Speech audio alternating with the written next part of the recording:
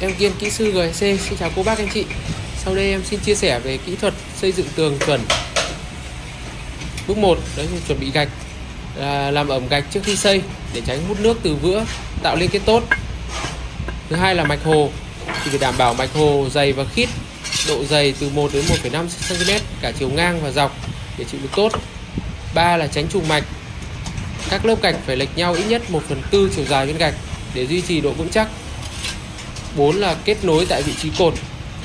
Khi xây đến cột thì chất bằng hồ dầu ướt thật kỹ để tạo liên kết tốt giữa gạch và bề mặt tiếp giáp.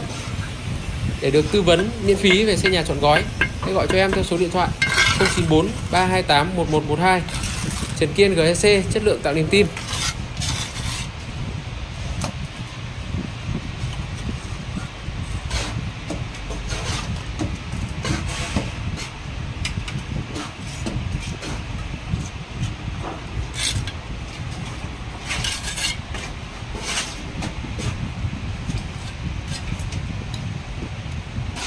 Yeah.